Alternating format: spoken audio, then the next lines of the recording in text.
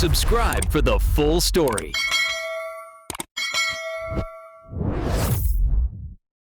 My granddaughter drained my bank account and said, "It's what you owe me for my childhood." So I sued her for the college tuition I paid for.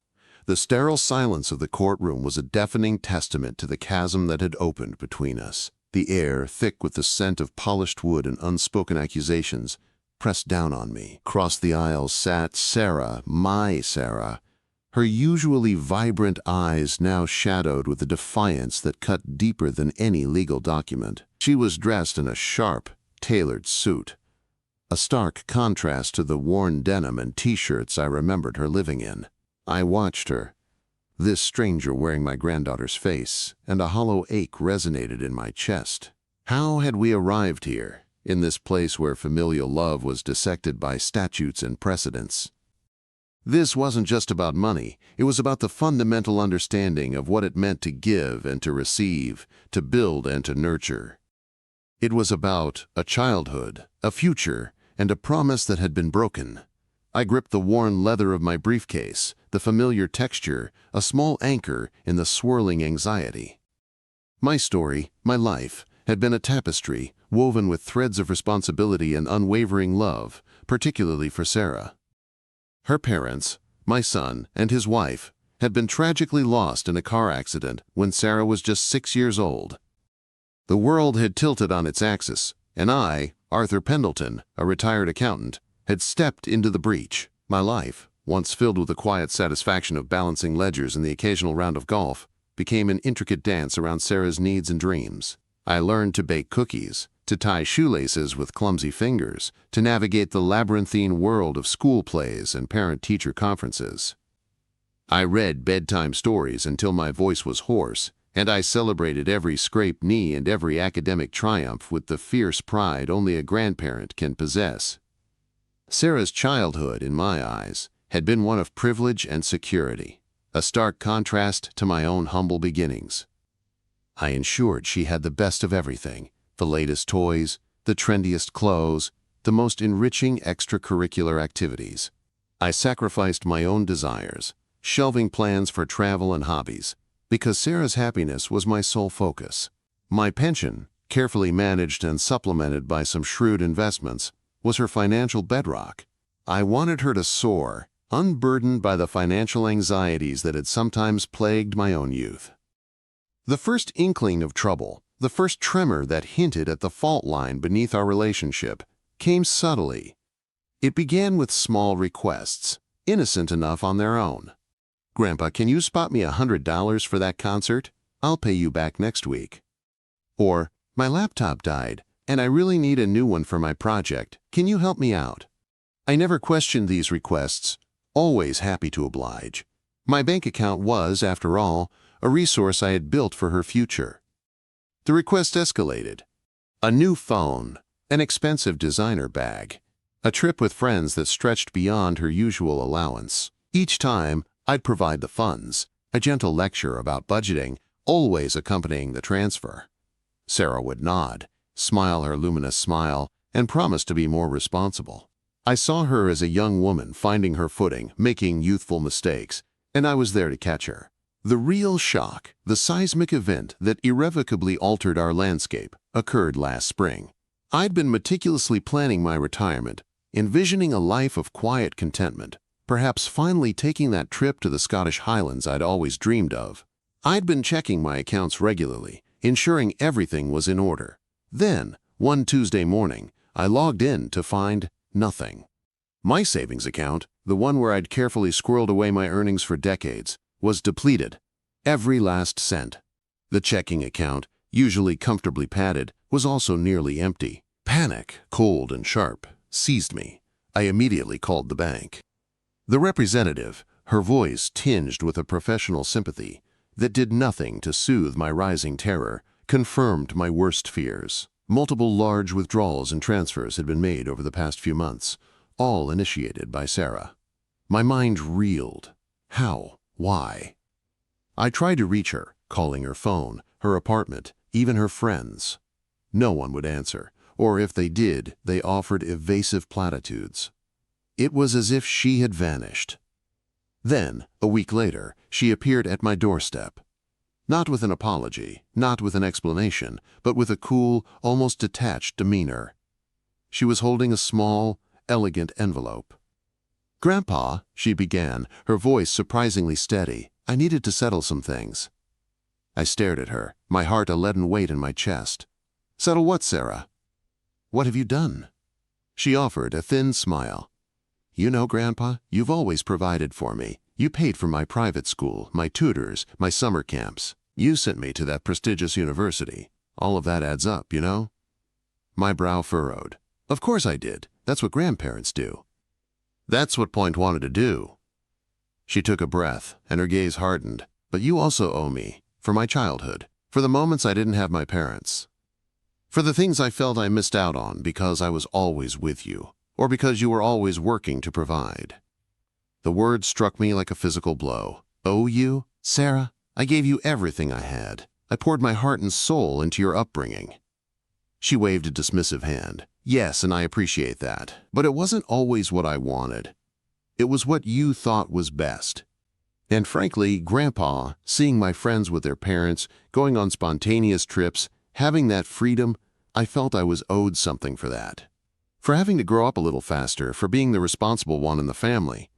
I opened my mouth to protest, to argue, but she continued, her voice gaining a chilling momentum. "So the money from the bank account? That's my repayment. For all the experiences I missed, for all the emotional support I had to generate myself, because you were always busy being the responsible, doting grandfather. It's what you owe me for my childhood." She placed the envelope on the table between us. "This is a formal notice. I've calculated it all out. You owe me for, well, for me, and I've taken what's mine." My hands trembled as I reached for the envelope. Inside, it wasn't a bill, but a meticulously itemized list of expenses, each entry prefaced with the chilling phrase, "Compensation for childhood emotional deficit." It was absurd. It was delusional. But as I looked at Sarah, her face set in an unyielding mask, I knew she meant it. She truly believed she was owed this, that she was reclaiming something that had been unjustly withheld. I felt a profound sense of loss, a grief that went beyond the depletion of my bank account. My granddaughter, the child I had loved unconditionally, was gone, replaced by this entitled, ungrateful woman who saw our relationship as a transaction. The ensuing weeks were a blur of legal consultations and agonizing decisions.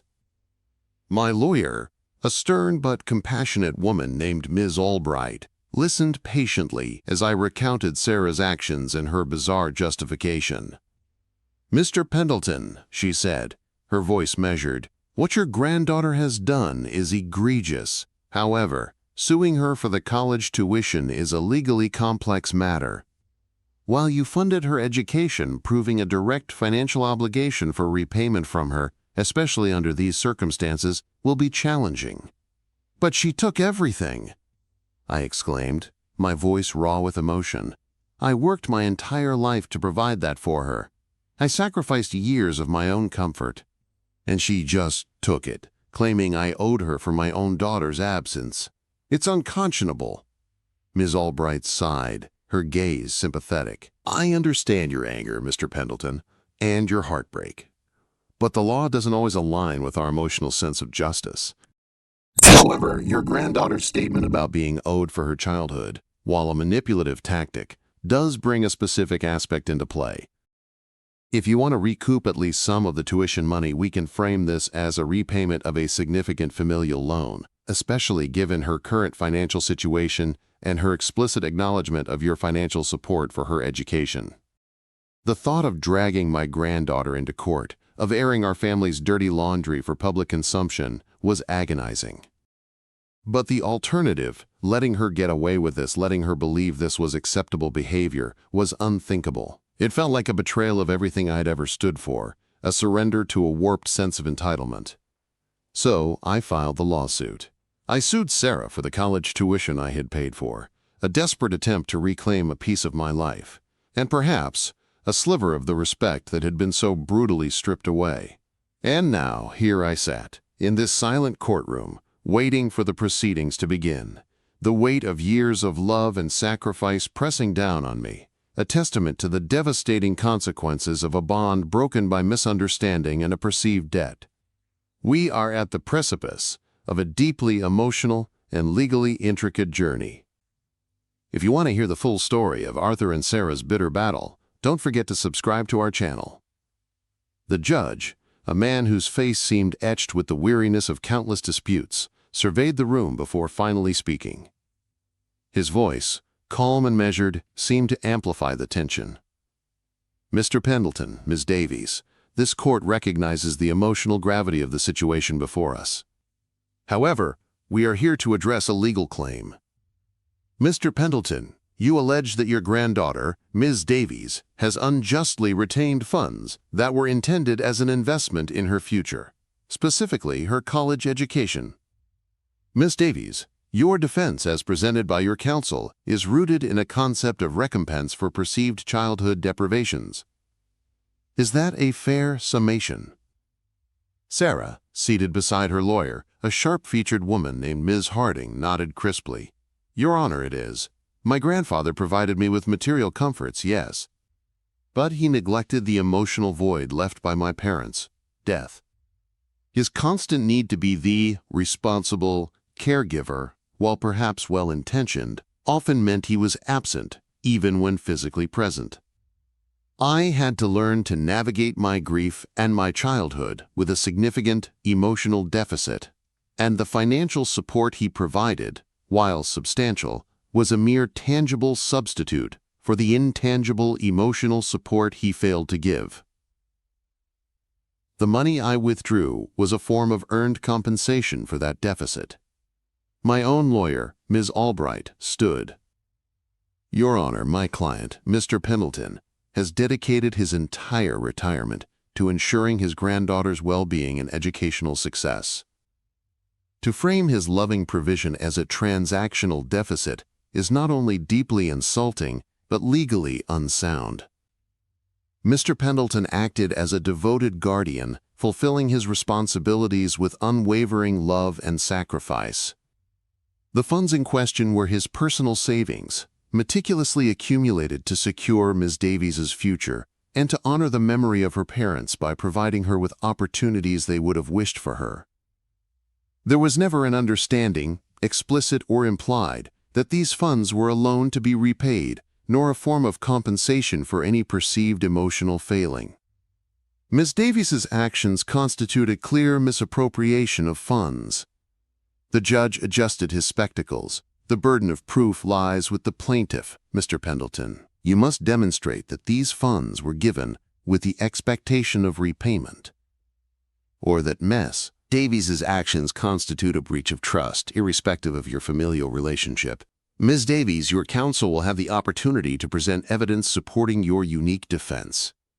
The proceedings commenced, and the courtroom transformed into a battlefield of meticulously presented facts and emotionally charged testimonies.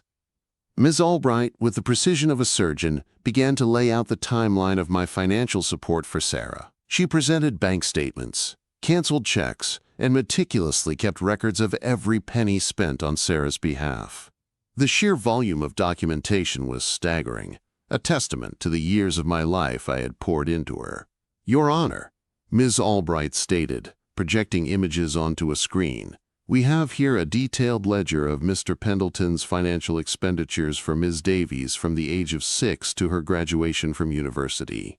This includes private school tuition, extracurricular activities such as ballet and debate club, private tutoring, summer camps, educational materials, and her university degree, which alone amounted to over $150,000.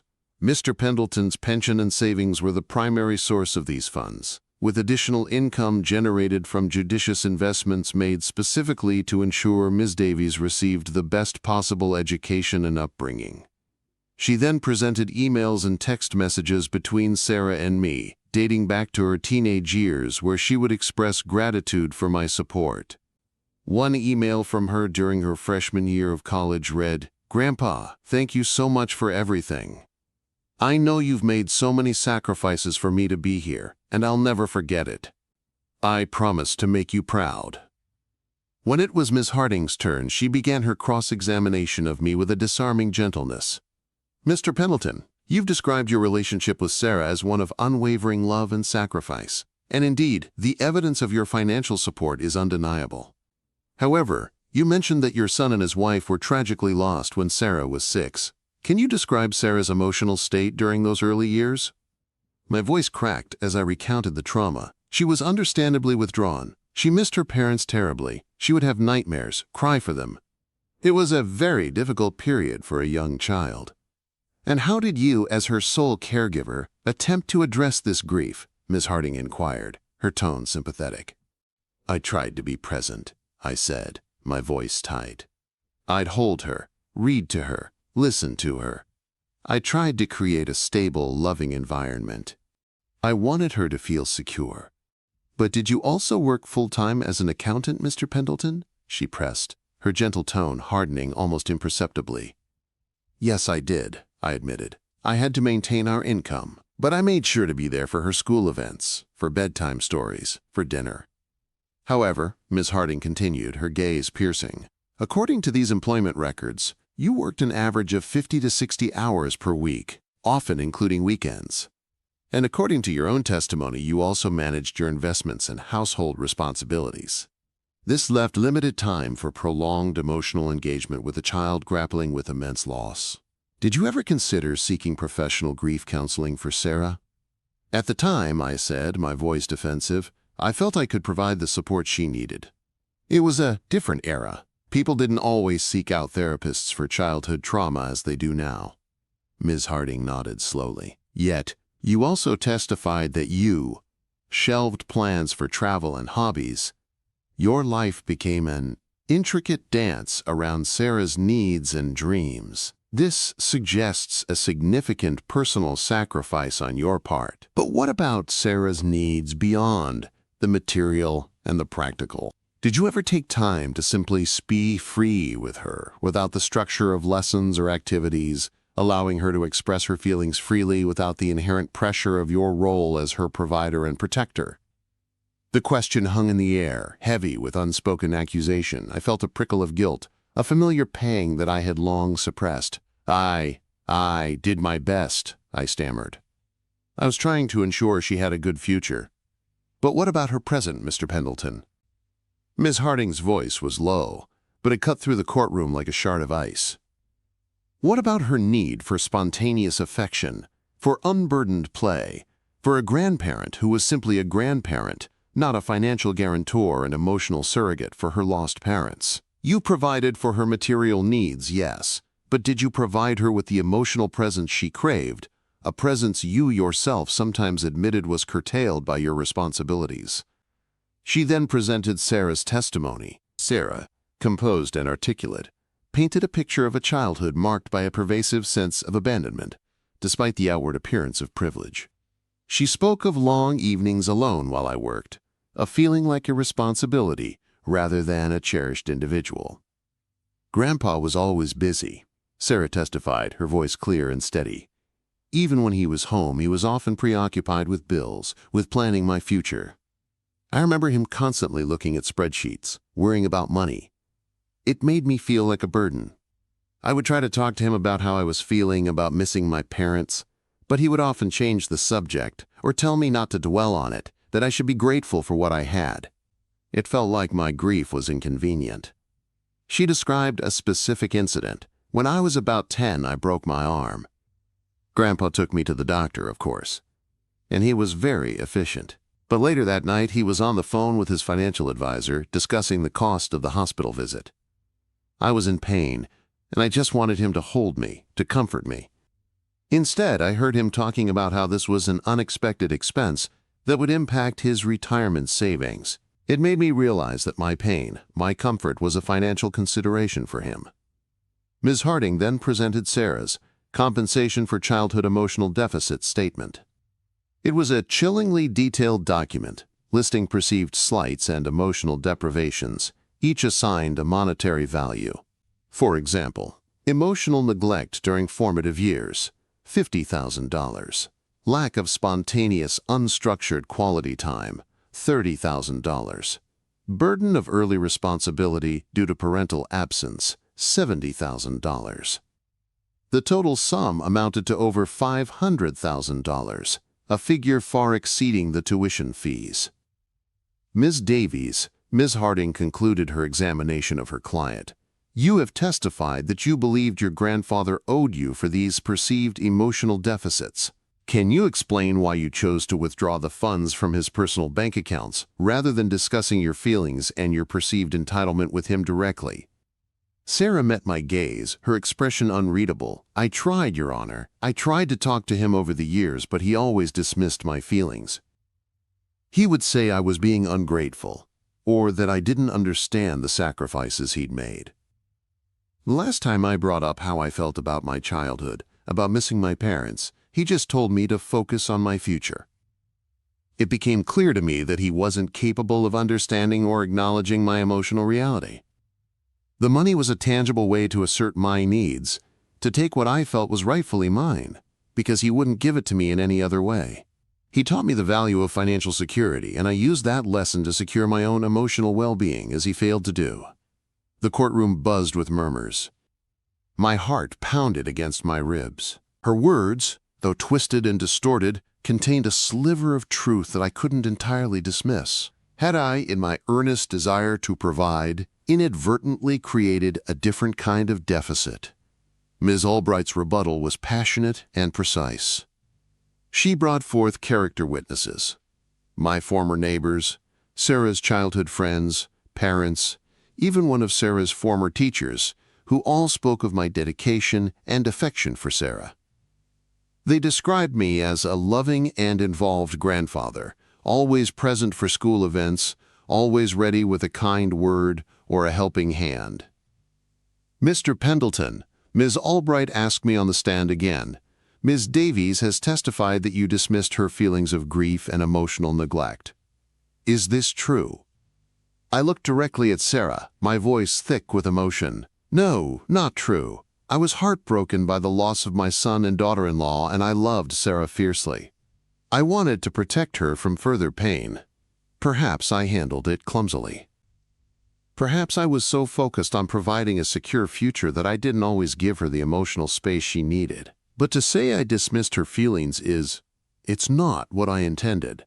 I was trying to be strong for her, to be the rock she needed. I thought I was doing what was best. And the funds you withdrew? Ms. Albright continued. Did you believe you were entitled to them as compensation for emotional neglect? Sarah's answer, delivered with unwavering conviction, was the crux of her defense.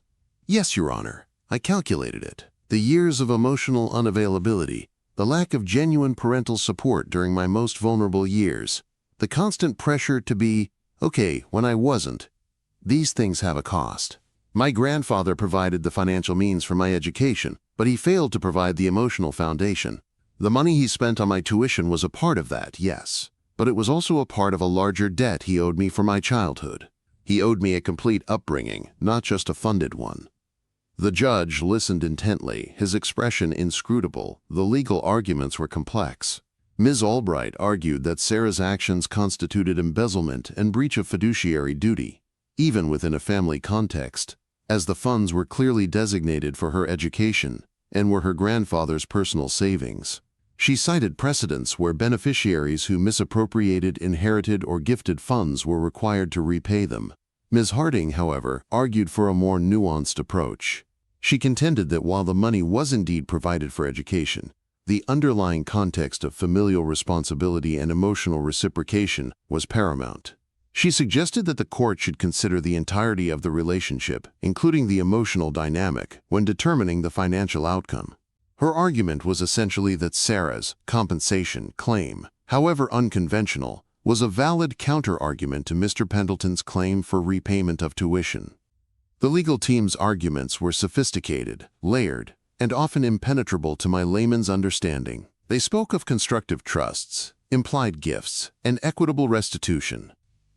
I felt increasingly like a spectator in my own life, my simple desire for fairness and a modicum of accountability being dissected by legal jargon. The tension in the courtroom was palpable. Days turned into a week of testimonies, cross-examinations, and legal arguments. Sarah remained stoic, her gaze often fixed on her lawyers, rarely looking at me. Each time our eyes met, I saw not the vibrant girl who had once clung to my hand, but a hardened stranger. One afternoon, as Ms. Albright was presenting evidence of my diligent financial planning, Sarah's former best friend, Jessica, was called to the stand. Jessica, a bright and usually effervescent young woman, seemed visibly distressed. "Ms. Davies," Ms. Albright began gently, "you were close friends with Sarah for many years. Can you describe your observations of Mr. Pendleton's involvement in Sarah's life during her childhood?" Jessica's voice trembled slightly. "Arthur was always there for Sarah. Always. I remember when we were in elementary school, there was a school fair, and Arthur was the only parent who volunteered to run the games booth all day. He never missed a school play, a parent-teacher conference. He'd pick Sarah up from my house, always with a smile, often with cookies he'd baked. He seemed so devoted." Did you ever observe any instances where Sarah expressed unhappiness or distress about her upbringing to you related to Mr. Pendleton's involvement? Jessica hesitated, her gaze flicking towards Sarah. "Well, sometimes. Sarah would say things like Grandpa was a bit overbearing, or that he worried too much about her grades. She'd sometimes complain about having to practice the piano for hours, but I always thought that was just teenage complaining. Most kids say that about their parents, don't they?" Sarah's lawyer, Miss Harding, then conducted her cross-examination. "Miss Davies," she began, her tone more accusatory, "you've described Mr. Pendleton as devoted. Did you also observe him engaging in lengthy, quality emotional conversations with Sarah? Did you witness him comforting her through significant emotional turmoil, beyond the practical care he provided?" Jessica looked increasingly uncomfortable. I wasn't always privy to their private conversations. When I was at their house, Arthur was usually involved in her schedule or discussing her homework. He was very structured. He wanted her to succeed. He was a good grandfather, in my opinion. He provided her with a lot. But did you observe him truly listening to Sarah's deepest fears or insecurities? Ms. Harding pressed. Did you see him actively engage with her grief? Or did he tend to redirect her towards positive outcomes and future plans? Jessica's eyes welled up. I don't know. Sarah was always very guarded about her feelings, especially after her parents died. She didn't talk much about it. And Arthur, he was always so busy, I guess. I saw him taking care of her, providing for her, but I don't know what their private emotional conversations were like. Jessica's testimony, while supportive of my actions, also subtly hinted at the structured nature of my involvement, the very structure Sarah used to frame her complaint. It was a double-edged sword. The closing arguments were a whirlwind of legal rhetoric and emotional appeals. Ms. Albright reiterated the clear financial transaction, the provision of tuition, and the clear misappropriation of funds by Sarah. She argued that Sarah's emotional claims, while perhaps valid in her own mind, did not supersede the legal obligation to repay a substantial financial obligation. "This is not about assigning blame for a difficult childhood," she concluded. "This is about accountability for a deliberate and financially devastating act. Mr. Pendleton is not seeking punishment, but simply the return of funds that were specifically provided for his granddaughter's education, funds that represent his life savings and his commitment to her future." Ms. Harding, in her closing, appealed to the court's sense of fairness and context. "Your Honor, Mr. Pendleton has presented a case for financial recovery, and we do not dispute that he provided generously for his granddaughter's education. However, we must also consider the qualitative aspect of that provision.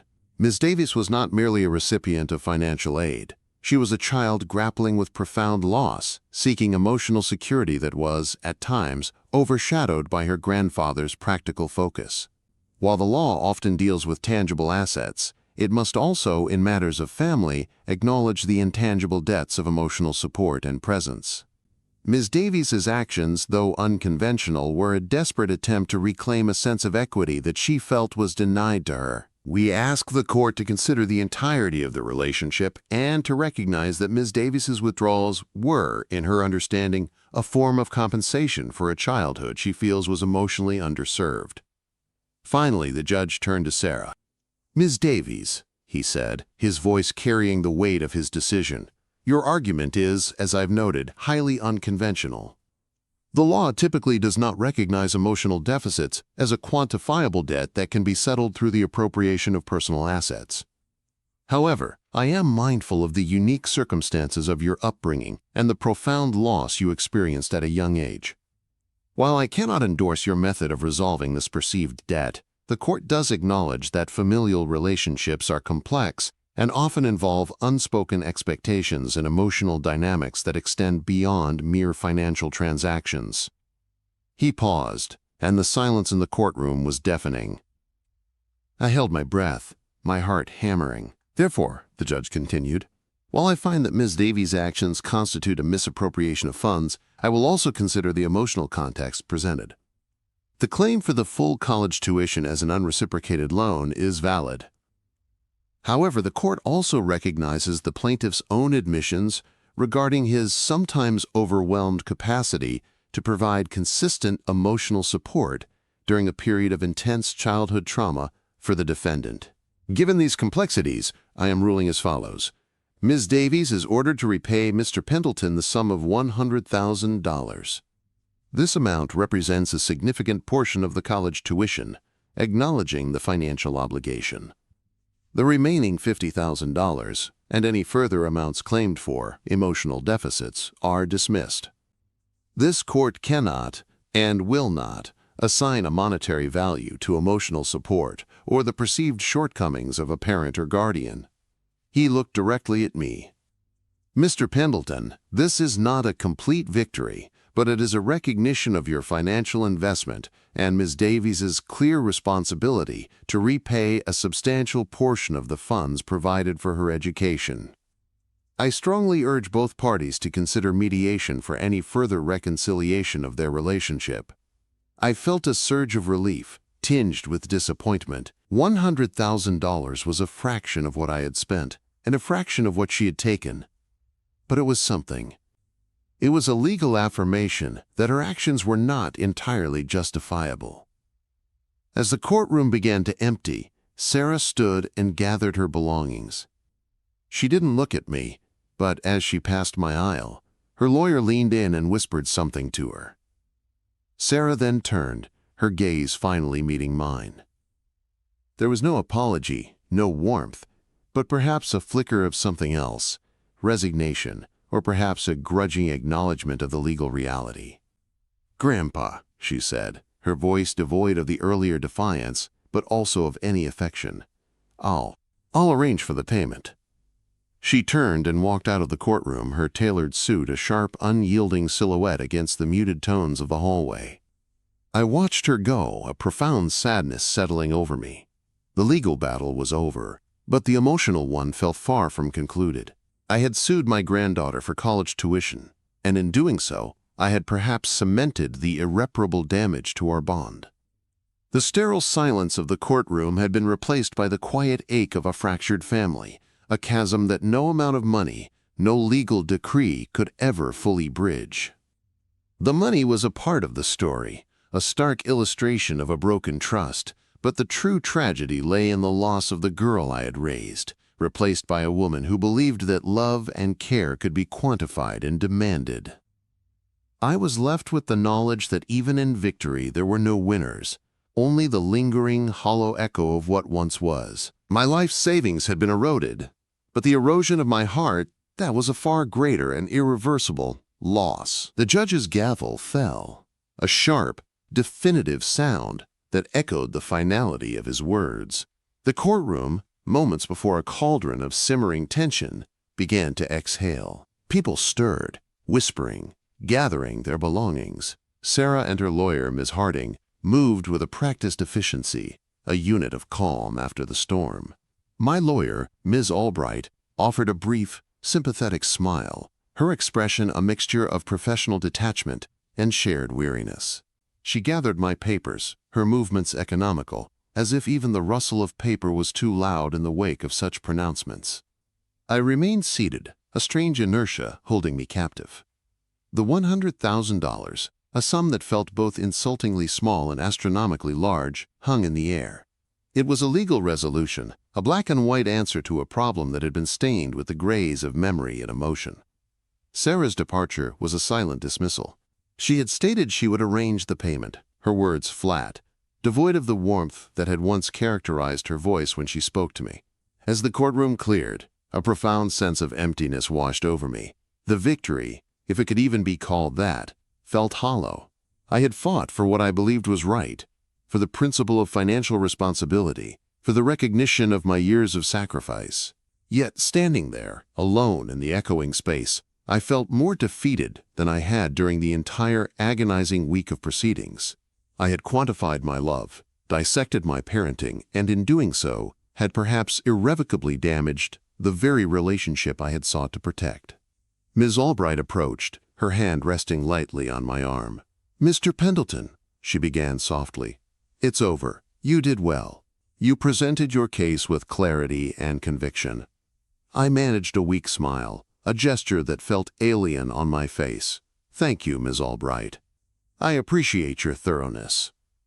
The word felt inadequate, she nodded. "This is a difficult situation. I hope, in time, some form of reconciliation might be possible." Reconciliation. The word tasted like ash. How could I reconcile with a woman who had calculated my love and found it wanting, who had taken my life savings as a form of emotional redress? The legal battle had been a necessary evil, a last resort, but it had stripped away the last vestiges of innocent trust that had once bound us. Back in my quiet, now too large house, the silence was oppressive. Every photograph on the mantelpiece, Sarah's beaming face at her graduation, Sarah as a toddler with a smudge of chocolate on her cheek, Sarah and her parents, their smiles frozen in time, seemed to mock me. They were reminders of a past that felt increasingly distant, a shared history now fractured by a legal dispute. The following weeks were a blur of attempts to recapture a semblance of normalcy, a task made all the more difficult by the gnawing emptiness. Sarah's payment arrived precisely on schedule, transferred directly into my bank account. It was a transaction, cold and impersonal, as if she were settling a bill with a stranger. There was no accompanying note, no conciliatory message, just the stark reality of the deposited funds. I tried to reach out. I sent her an email, a simple message asking if she'd be open to having coffee, to talk. The response, when it came days later, was polite but distant. She was busy with her new job, she explained, and her schedule was demanding. She suggested we could perhaps connect in a few months. The implied message was clear. The door, while not entirely shut, was firmly bolted. Ms. Albright had mentioned mediation. The idea of sitting in a neutral room with a professional facilitating a conversation with Sarah filled me with a dread that was almost as potent as the fear I'd felt walking into the courtroom. What could I say that hadn't already been said, argued, dissected? What ground could possibly be gained when the very foundation of our relationship had been irrevocably fractured? My own therapist, Dr. Ramirez, a woman whose gentle demeanor belied a keen insight, encouraged me to focus on my own healing. "Arthur," she'd said during one session, "you've been through a profound ordeal. You fought for what you believed in, and the court recognized a part of that. Now, it's time to focus on what you can control, your own well-being, your own peace of mind." But peace of mind felt like a distant shore. The legal battle had amplified my grief, my anxieties, and my deep-seated sense of failure. Had I, in my determination to be a responsible guardian, become a suffocating presence? Had my attempts to shield her from pain somehow inadvertently inflicted it? Sarah's words. "He taught me the value of financial security, and I used that lesson to secure my own emotional well-being," as he failed to do, replayed in my mind, a persistent, disquieting refrain. The house, once filled with the echoes of Sarah's laughter and the comfortable hum of our shared life, now felt like a museum of memories. I found myself staring at her old school reports, the proud comments about her progress, her diligence. I remembered the late nights spent helping her with homework, the pride I felt when she excelled. These were the tangible markers of my love, the evidence Ms. Albright had so meticulously presented. But Sarah had seen something else, a deficit I had been blind to or perhaps willfully ignored. One crisp autumn afternoon, I received a call from Jessica, Sarah's former best friend. Her voice, though still carrying a trace of the nervous tremor from the courtroom, was warm and familiar. "Arthur," she began, "I hope you don't mind me calling. I've been thinking about you since the trial." "Jessica," I said, a genuine smile finally touching my lips. "It's good to hear your voice. Thank you for coming to testify. It meant a lot." I wanted to say I'm so sorry about everything," she said, her voice catching. "Seeing you and Sarah go through that, it was heartbreaking." "It has been difficult," I admitted. "Very difficult." There was a pause, then Jessica continued, "You know, Arthur, Sarah really did love you, even when she was angry, even when she felt misunderstood. I saw it. She'd talk about you, about how you always made sure she had everything she needed, how you worked so hard for her. She had this idea in her head, this feeling that she didn't get what she needed emotionally.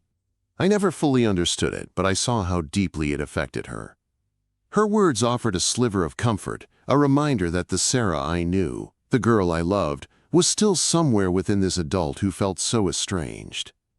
"She felt I failed her, Jessica," I said, the weariness evident in my voice. She felt neglected, I think." Jessica corrected gently. "Not by your actions necessarily, but by the circumstances. Her parents were gone. You were there, you provided everything. But you were also, trying to be both parents, trying to manage everything. It must have been incredibly hard for both of you." We talked for a while longer, Jessica sharing updates about her own life, about her recent engagement. It was a conversation that felt blessedly normal, a temporary respite from the shadow of the courtroom. As we ended the call, she said, "Arthur, I'm having a small engagement party next month, just a few close friends. I'd love it if you could come." The invitation brought a pang of anxiety. Would Sarah be there? Would the awkwardness be unbearable? But a deeper part of me recognized the value of stepping back into the world, of reconnecting with people who saw me not as a plaintiff or a defendant, but simply as Arthur Pendleton, a friend, a neighbor, a grandfather. I decided to go. The party was held in Jessica's parents' backyard, a familiar setting that felt both comforting and unnerving. I saw many faces I recognized, friends and acquaintances who had supported me during the trial. They offered sympathetic glances and hushed words of encouragement. Then I saw her. Sarah was there, looking elegant and poised. She was talking animatedly with a group of people, her laughter carrying across the lawn. My heart did a familiar, anxious lurch.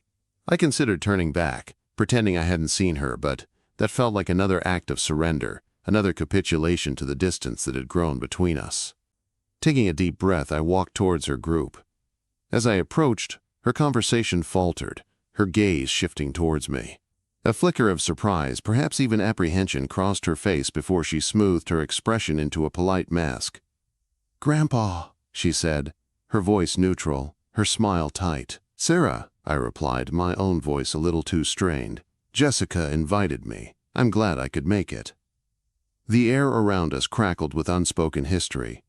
The other guests, sensing the delicate shift in atmosphere, subtly drifted away, leaving us in a small, awkward circle. "It's good to see you," she said, her eyes scanning the crowd as if searching for an escape route.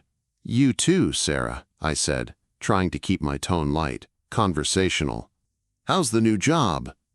"It's going well," she replied curtly. "Challenging, but rewarding." We stood in silence for a moment, the chasm between us widening with each passing second.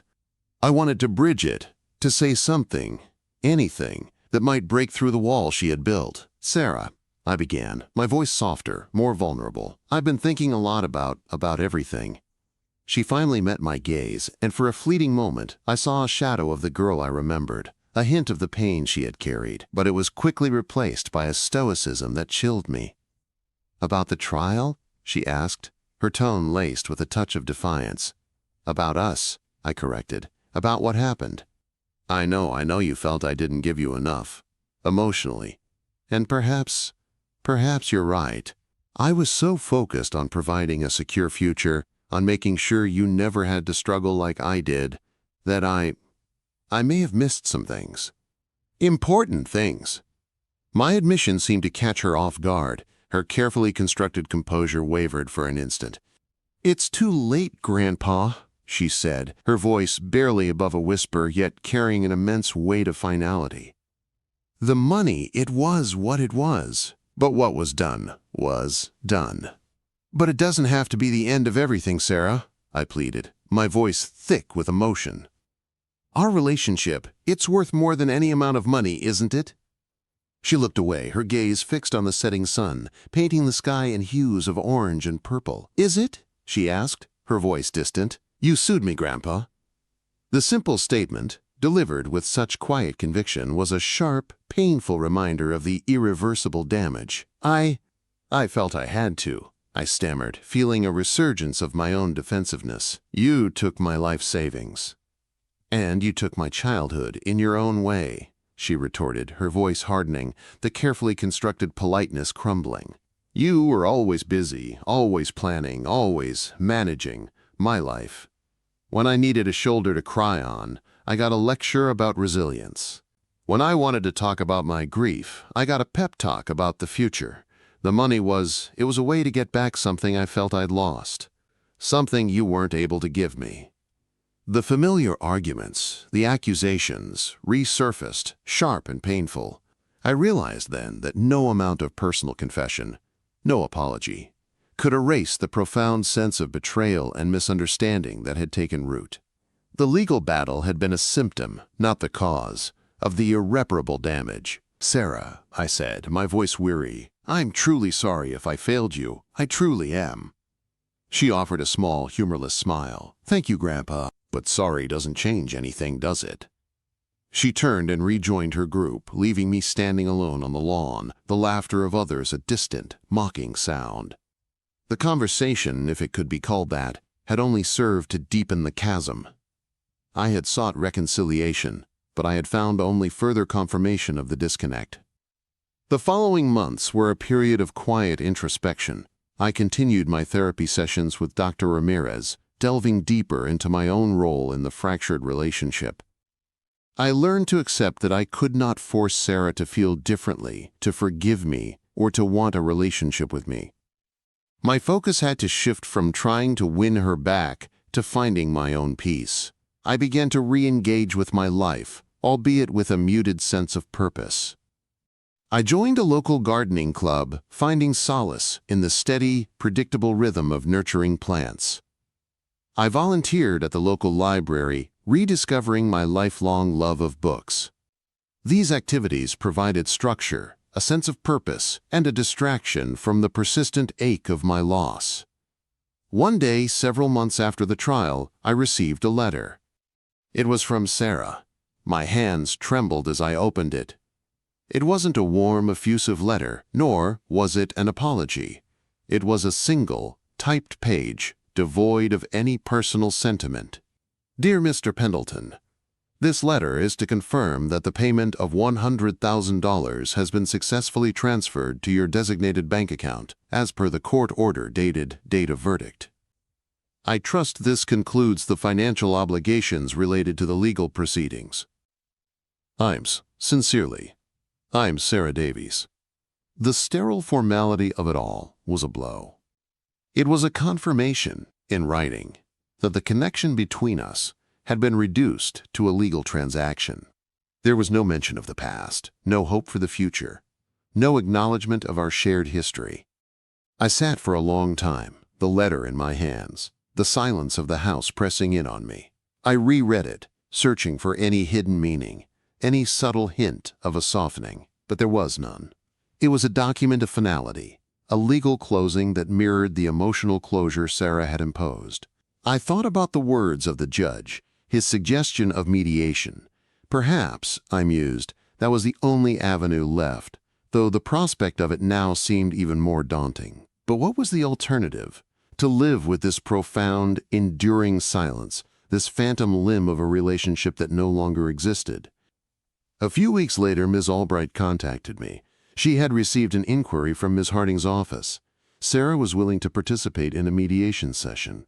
My initial reaction was a mixture of hope and apprehension. Could we truly mend this?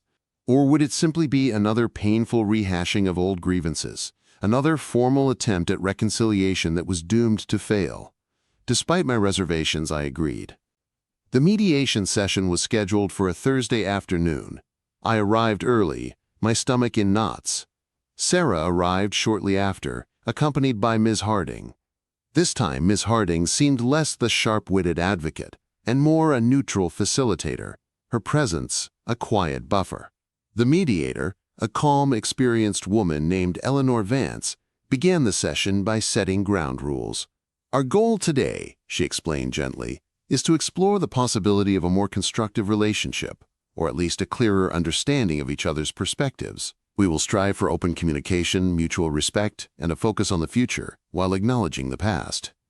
Sarah and I sat across from each other, the small table a physical representation of the gulf between us. Her face was impassive, her gaze steady. I could see the echo of her parents in her features, a reminder of the tragedy that had set this entire ordeal in motion. "Sarah," I began, my voice raspy, "I wanted to start by saying that I understand now, more than I did before, that I wasn't always there for you in the ways you needed me to be. My focus on your future sometimes overshadowed your present needs. I'm sorry for that, I truly am." She listened, her expression unreadable. When I finished, she took a slow breath. "Thank you for saying that, Grandpa," she said, her voice surprisingly soft. "It means something, but it doesn't erase the years of feeling alone, of feeling like my emotions were secondary to your responsibilities." "I know," I replied, my own voice cracking. "And I wish I could change that. But I can't change the past. I can only try to move forward, and I want to do that with you if possible." The conversation that followed was slow, arduous, and fraught with emotion.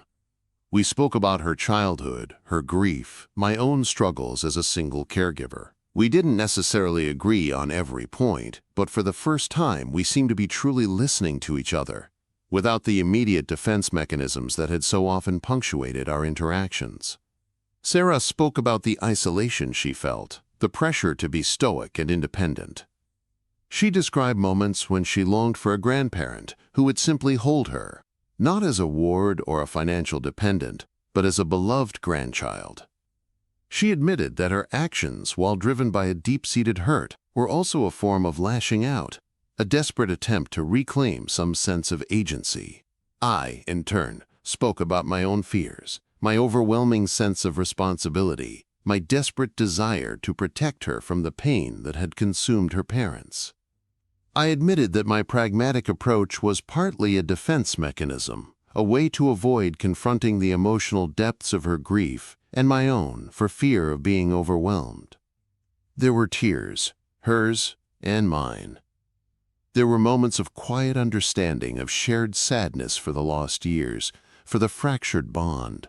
Eleanor Vance skillfully guided us, asking probing questions, helping us to reframe our perspectives. By the end of the session, we hadn't miraculously erased years of hurt and misunderstanding. We hadn't suddenly become the close-knit family we once were, or perhaps the family we might have been. But something had shifted. A small crack had appeared in the wall that had separated us.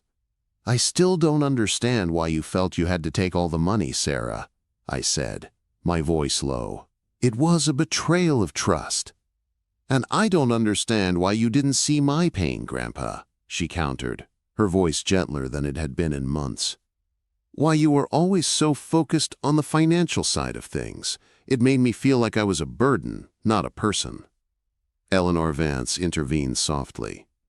"It seems there are two very strong, albeit opposing, perspectives on what was needed and what was received. Perhaps, instead of trying to quantify the past, we can focus on what the future might hold." We talked about the possibility of future contact, of a gradual rebuilding of our relationship. Sarah agreed to a limited number of phone calls per month and to occasional visits, with no pressure for emotional catharsis. It was a fragile agreement, built on a foundation of tentative trust and a shared desire to at least acknowledge each other's existence. As the mediation session concluded, Sarah stood. She looked at me, and this time there was no mask, no polite pretense. There was a weariness in her eyes, a hint of regret, and perhaps a flicker of something akin to forgiveness. "Grandpa," she said, her voice still carrying a trace of that familiar, yet now distant, warmth. "I don't think we'll ever fully understand each other's experience, but I'm willing to try, for us." A wave of emotion washed over me, so profound it almost brought me to my knees. "I'm willing to try too, Sarah," I managed to say, my voice choked. We shook hands. It was a formal gesture, yet it felt charged with a raw, unspoken history. As she left, this time without her lawyer, she paused at the door and turned back. "I'll call you next week, Grandpa," she said, a small, genuine smile finally touching her lips. Watching her walk away, I felt a fragile sense of hope bloom in the desolation. The legal battle had been a brutal, necessary ordeal. It had stripped away illusions and exposed raw wounds. But perhaps, just perhaps, in the aftermath of that storm, a sliver of connection, however fragile, could still be salvaged. The money was accounted for, the legal obligation fulfilled. But the true measure of our relationship would not be found in bank statements or court dockets, but in the quiet, deliberate steps we would now have to take to find our way back to each other, one hesitant conversation at a time. The scar would always remain, a testament to the pain we had inflicted, but perhaps, with time and patience, it could become a reminder not of what we had lost, but of what we were willing to try and rebuild. The journey ahead would be long, and the path uncertain, but for the first time in a long time, I felt a glimmer of possibility, a faint, hopeful light in the lingering shadows. The victory in court had been a legal one, but the true victory, I was beginning to understand, would be found in the quiet, difficult work of human connection. And that, perhaps, was a victory worth fighting for. The weeks that followed the mediation session unfolded with a cautious, almost tentative rhythm. Sarah's promised call arrived on a Tuesday evening, precisely as she'd said. Her voice, still possessing that familiar cadence, held a new note of deliberation, a careful consideration of each word. We spoke for 20 minutes, a conversation that oscillated between the mundane, the weather, the progress of her new job, and the unspoken, the vast landscape of our shared history that lay between us, unmapped and daunting. "How are you, Grandpa?" she asked, her tone laced with a curiosity that felt genuine, yet still guarded. "I'm all right, Sarah," I replied, my voice steadier than I'd expected. "Keeping busy. The garden is doing well this year." "And you?" "It's been a period of adjustment," she admitted, a subtle pause indicating the enormity of that statement. "The new role is demanding, but I'm learning a lot." We skirted around the edges of the trial, the financial settlement, the years of simmering resentment. Instead, we talked about her childhood memories, the ones that weren't tainted by our later conflict. She recalled the summer we'd spent at the lake, the time I'd taught her to skip stones. I remembered her infectious laughter, the sheer delight on her face as the flat pebbles danced across the water. "You always had a knack for finding the best skipping stones," I said, a warmth spreading through me at the recollection. "You taught me well," she replied, a soft smile audible in her voice. "Even if you did have a bit of a competitive streak when it came to who could make them bounce more."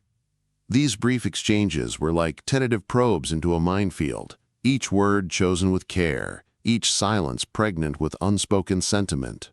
They were a far cry from the easy intimacy we had once shared, but they were a start, a fragile, nascent start. The scheduled visits were equally structured. We met for coffee at quiet cafes, the clatter of cups, and the murmur of conversations providing a comforting anonymity. We walked in parks, the changing seasons mirroring the slow, hesitant thawing of our relationship. I learned that Sarah had a newfound appreciation for quiet contemplation, a stark contrast to the vibrant, boisterous girl I remembered. She was, in many ways, a reflection of the very stability and security I had strived to provide, yet paradoxically, it was this very independence that had led her to feel alienated. During one of our park visits, as we sat on a bench overlooking a pond where ducks glided serenely, Sarah turned to me, her gaze direct. "Grandpa," she began, her voice earnest, "I've been thinking a lot about what you said during mediation, about how you were trying to protect me from hardship." I nodded, bracing myself. "I was, Sarah. After your parents, I felt such a profound responsibility. I didn't want you to ever feel the insecurity, the instability that they had faced." "I know," she said, her voice low, "and I appreciate that. I truly do. But sometimes feeling protected felt like feeling confined. It felt like you were trying to shield me from life itself, rather than helping me learn how to navigate it." She sighed, a sound of deep-seated weariness. "When I felt overwhelmed, when I felt like I wasn't getting what I needed emotionally, the money felt like a way to gain some control, to feel like I had something tangible that was mine, something that wasn't dictated by your plans or your expectations." Her words, though painful to hear, were a revelation. I had seen her actions as a betrayal, a calculated strike. I hadn't fully grasped the depth of her internal struggle, the way her emotional needs had manifested as a desperate grasp for autonomy. "I understand that now, Sarah," I said, the admission bringing a weight off my chest. "I was so focused on the practicalities, on building a secure foundation, that I missed the signs you needed something more, something different. And for that, I am truly sorry." This time, her apology felt less like a concession and more like a genuine shared regret. "And I'm sorry, Grandpa, for not being able to express myself better, for letting it fester for so long. I know I hurt you, and I didn't mean to. It was a miscalculation on my part, a way of trying to heal something that needed a different kind of care." These conversations, interspersed with periods of silence and careful observation, began to stitch together the frayed edges of our relationship. We found common ground in shared memories, in the quiet acknowledgement of each other's present lives. We discussed her career, her aspirations. I shared my newfound enjoyment of gardening, the satisfaction of nurturing life from the earth. The money, the $100,000, that had been the catalyst for so much pain, became a less dominant, though never entirely absent, presence.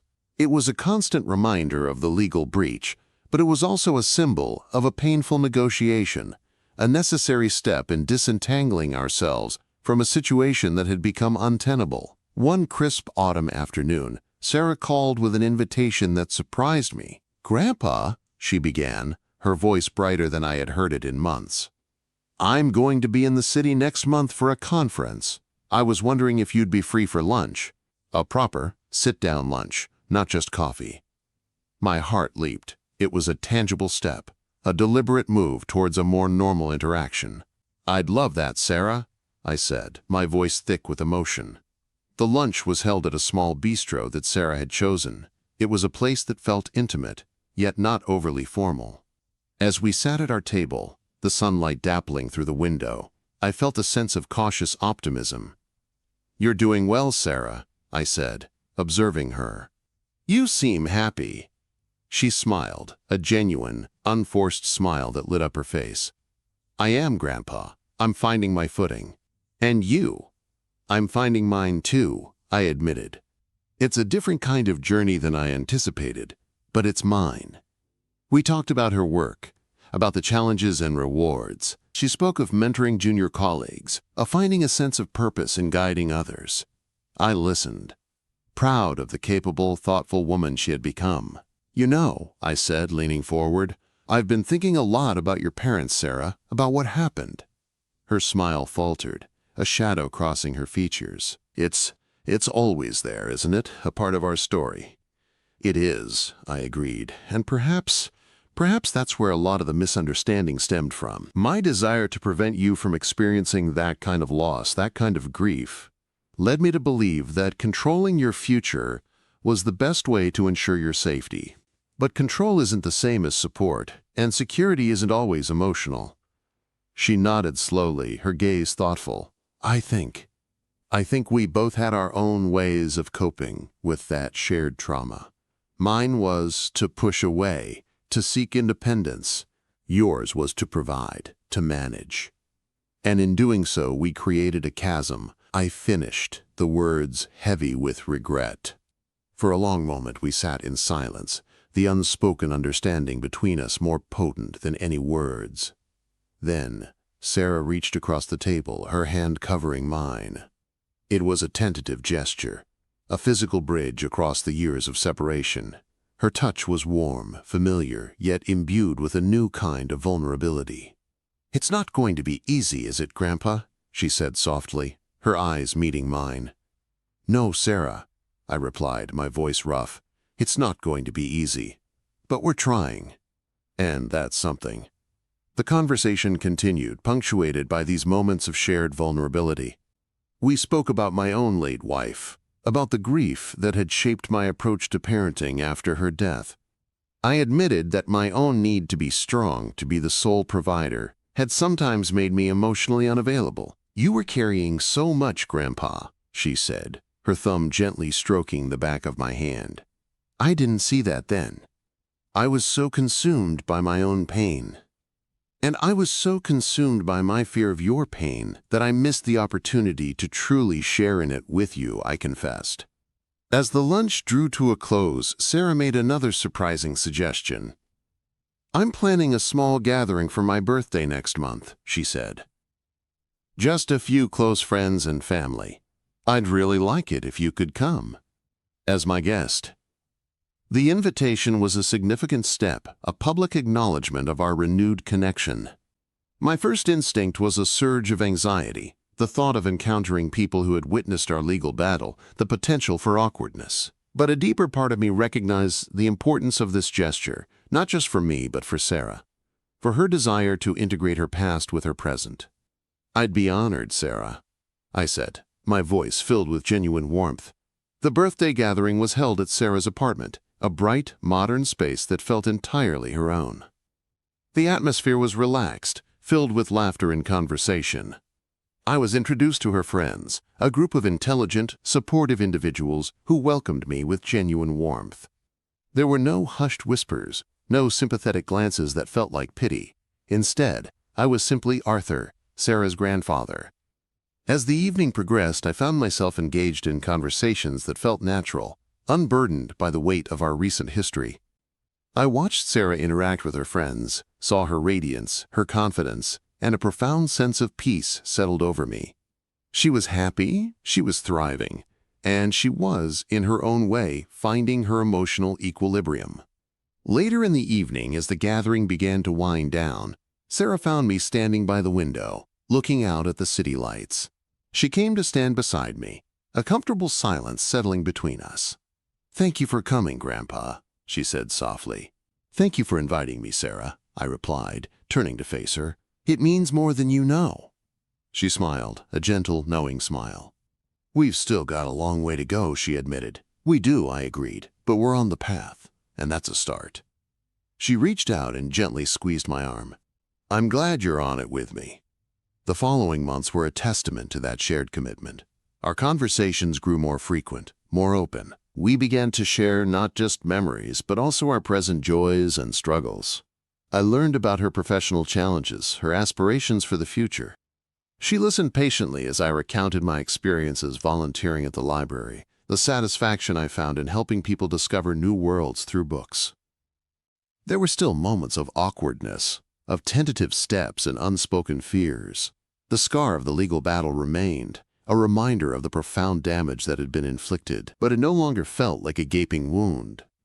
It was a part of our history, a testament to the resilience of our bond, and a constant reminder of the importance of clear, honest communication. One spring afternoon, I received a different kind of letter from Sarah. This one was handwritten, the familiar cursive a welcome sight. "My dearest Grandpa, I've been thinking a lot about you lately and about how far we've come. It's hard to believe how much has changed since the trial. I know I caused you a lot of pain, and I'm so grateful for your willingness to forgive me and to try and rebuild our relationship. Your strength and your unwavering love, even when I was at my worst, are things I will always cherish. I'm doing well, truly. I've even started exploring some of the old family recipes from Grandma's recipe box. Remember her lemon drizzle cake? I made it last week, and it was surprisingly good. It made me think of you and of all the times we used to bake together. I'd love to have you over for dinner soon. Perhaps we could even try baking that cake together. What do you think? With all my love, Time Sarah. Tears welled in my eyes as I read her words. It wasn't a legal document, not a formal transaction. It was a heartfelt expression of love, a bridge built from shared memories, and a genuine desire for connection. The $100,000 was a closed chapter, a painful but ultimately survivable experience. What mattered now was the slow, steady rebuilding of trust, the reaffirmation of a bond that had been tested by fire and had, against all odds, endured. I called her immediately, my voice thick with emotion. "Sarah," I said, my heart overflowing, "I would love to come for dinner, and yes, let's bake that cake together." The journey back had been long and arduous, marked by moments of despair and doubt.